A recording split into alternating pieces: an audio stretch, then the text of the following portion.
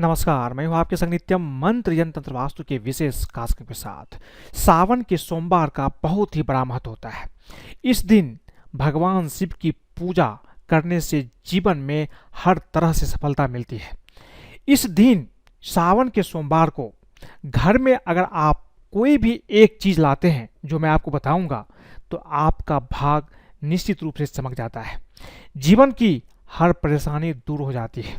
जीवन में धन की प्राप्ति भी होती है। तो बने रहिए हमारे साथ, हम आपको बताएंगे सावन का सोमवार इनमें से कोई एक भी चीज़ घर अवश्य लाए। लेकिन इसके पहले अगर आप हमारे चैनल को सब्सक्राइब नहीं किए तो कृपया से सब्सक्राइब कर ले तथा बेल बटन को भी दबाएं ताकि नए वीडियो का नोटिफिकेशन आपको तुरंत मिल जाए।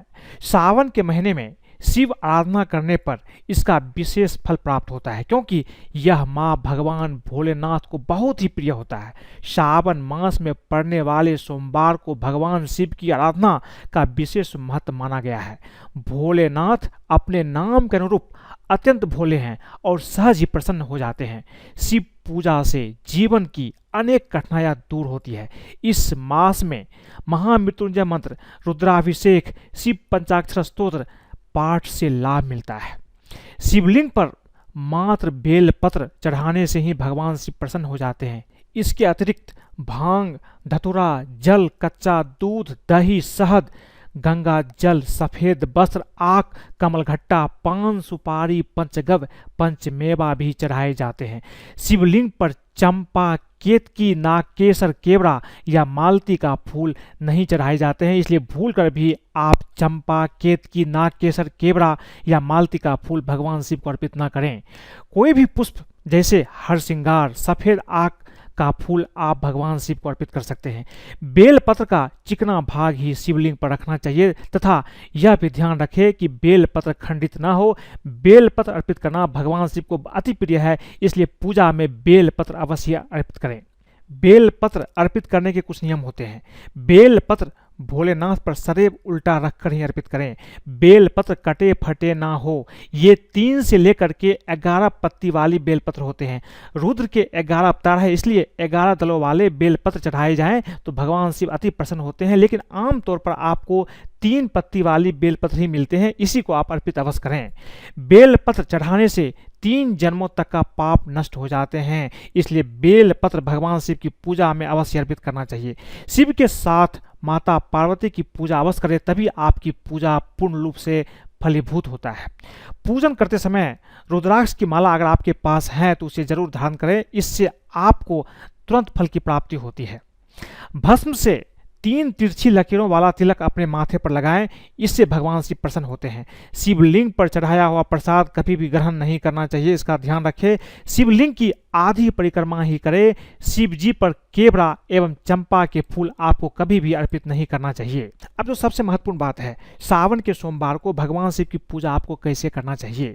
सुबह सुबह जल्दी उठ करके स्नान करने के बाद स्वच्छ कपड़े पहन ले। आसपास अगर कोई मंदिर है तो वहां जा करके शिवलिंग पर जल एवं दूध अर्पित करें, साथ में बेलपत्र या कोई अन्य चीज है तो उसे भी आप अर्पित करें। भोलेनाथ के सामने आंख बंद करके शांति से बैठे और व्रत का संकल्प लें। अगर मंदिर आसपास नहीं है, आपके घर में शिवलिंग है, तो आप अपने घर में ही पूजा और संकल्प ले सकते हैं। दिन में 2 बार सुबह और शाम को भगवान शंकर एवं मां पार्वती की अर्चना पूजा जरूर करें। भगवान शंकर के सामने तिल के तेल का दिया अवश्य ही लगाएं और फल एवं फूल भी अर्पित करें। ओम नमः शिवाय मंत्र का उच्चारण करते हुए भगवान शंकर को सुपारी, पंचामृत, बेल की पत्तियां आपको अवश्य अर्पित करना चाहिए। इस तरह से अगर आप पूजा करते हैं तो निश्चित रूप से भगवान शंकर आपके ऊपर प्रसन्न होते हैं। सावन के सोमवार को अगर आप कुछ चीज अपने घर लाते हैं तो इससे भगवान शंकर अति प्रसन्न होते हैं और आपकी कई तरह की समस्याएं दूर हो जाती है। पहला चीज है भस्म। पहले सोमवार या किसी भी सावन के सोमवार को शिव मूर्ति के साथ अगर आप अपने घर में भस्म रखते हैं तो इससे शिव कृपा मिलती है। भस्म आपको आसानी से बाजार में मिल जाती है, आप इसे लेकर आए या किसी मंदिर से भी ला करके अपने घर में रख सकते हैं। रुद्राक्ष, ऐसी मान्यता है कि रुद्राक्ष की उत्पत्ति भगवान शिव के आंसुओं से हुई थी, इसलिए यदि आप इसे सावन के सोमवार को घर में रुद्राक्ष लाते हैं और अपने घर के मुखिया के कमरे में रखते हैं तो भगवान शिव न केवल रुके हुए काम को पूरा करते हैं बल्कि इससे आर्थिक लाभ भी होता है, इससे प्रतिष्ठा में वृद्धि भी होता है। इसलिए रुद्राक्ष आपको सावन के सोमवार को अवश्य ही लेना चाहिए, ये आपके लिए काफ़ी महत्वपूर्ण होने वाला है। गंगा जल, भगवान शंकर ने गंगा माँ को अपनी जटा में स्थान दिया था, इसलिए यदि आप सावन के सोमवार को गंगा जल लाकर घर के किचन में रखते हैं तो घर में संपन्नता बढ़ेगी और तरक्की भी मिलती है।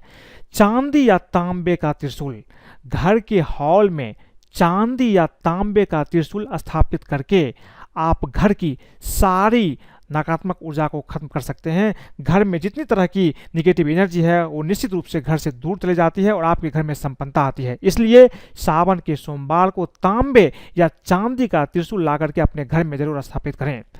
चांदी या तांबे का नाग, नाग को भगवान शिव का अभिन्न अंग माना जाता है। घर के मेन गेट के नीचे नाग नागिन के जोड़े को दबाने से रुके हुए काम पूरे होते हैं। अगर आपके काम में बार बार अड़चन आता है तो ये काम अवश्य करें, आपके सारे काम बनने लगते हैं। घर में डमरू रखने से निगेटिव एनर्जी का असर नहीं होता है। खास तौर पे यदि आप इसे बच्चों के कमरे में रखें तो ज़्यादा अच्छा होता है। बच्चे किसी भी नकारात्मक ऊर्जा से बचे रहेंगे, उन्हें हर काम में सफलता भी प्राप्त होती है। चांदी के नंदी, जिस प्रकार घर में चांदी की गाय रखने का महत्व है, उसी प्रकार चांदी के नंदी घर में रखने का भी खास महत्व है। अपने तिजोरी या अलमारी में जहां आपके पैसे होते हैं, गहने रखते हैं, वहां चांदी के नंदी अवश्य रखें। इससे आपको धन लाभ होगा, आपकी आर्थिक संपन्नता भी बढ़ती है। तो ये चीज़ आपको सावन के सोमवार को अवश्य लाना चाहिए। तो आज मैंने आपको बताया कि सावन के सोमवार को किस तरह से भगवान शिव की पूजा करना है, बेल पत्र अर्पित करने के क्या है खास नियम और क्या चीज़ें आपको घर अवश्य लानी चाहिए। अगर आपको ये वीडियो पसंद आए तो कृपया इसे लाइक करें, सब्सक्राइब करें, अपने दोस्तों के साथ भी शेयर करें, फेसबुक पर फॉलो करें, ताकि आपके दोस्त सगे संबंधी भी इस चीज़ को समझ करके भगवान शिव की पूजा करते हैं तो उसे भी अपार धन की प्राप्ति हो सकती है। आज के लिए बस इतना ही, धन्यवाद।